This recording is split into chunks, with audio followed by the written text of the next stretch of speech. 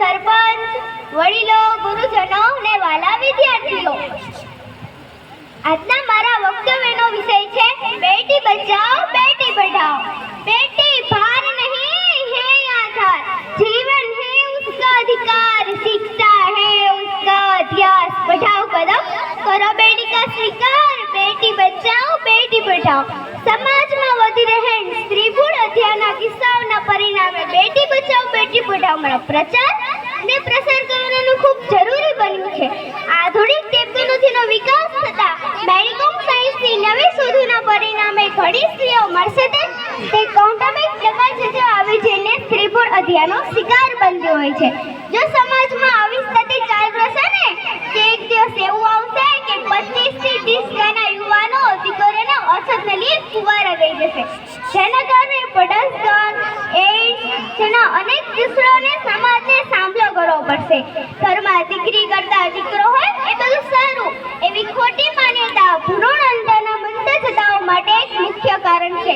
પુત્રના મોંમાં સમાજના તમામ લોग एक बात हमेशा याद रखना कि बड़े होते ही बेटे बाप की जमीन और मिलकत बांटते हैं, बड़े होते ही बेटे बाप की जमीन और मिलकत बांटते हैं, लेकिन बेटियां हमेशा माँ बाप का दुख बांटती है। એટલે જ માતાના ગર્ભમાં રહેલી દીકરીની વેદના જોઈને મને કહેવાનું મન થાય છે કે આંગળી પકડીને તારી ચાલ વાતે માં, તું મને આ જગતમાં આવવા દે, પંચનો તું જ વીચ મને જાવવા દે ને કરવાની ચામ ન તો લીલી વાવવા દે, સાપનો ભારો ને તું જનશિવ માં, તારી આકૃતિ ફરી સર જાવવા દે માં, તું મને આ જગતમાં આવવા દે માં, તું મને આ જગતમાં આવવા દે। મિત્રો સુપર 4 અંડા બસે ને એમના બ્લોગમાં દીકરીઓ વિશે ખૂબ સુંદર વાત બની છે। આટલી દુનિયામાં એક દીકરી 10 દીકરા બરાબર હોય છે। જો કે તમે તમારી દીકરીને દીકરો કે બેટા કહીને બોલાવી શકો છો, પણ ક્યારેય તમે તમારા દીકરાને દીકરી કે બેટી કહીને બોલાવી શકતા નથી।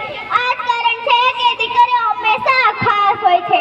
એટલે જ કોઈ સરસ કહ્યું છે કે મોગરાની મહેકને ગુલાબની ભવ્યતા, મોગરાની મહેકને ગુલાબની ભવ્યતા અને પારિજાતની દિવ્યતા। કોઈ ઝાકર બિંદુમાં એક બી થાય ત્યારે તે જ પરિવારને દીકરી પ્રાપ્ત થાય છે।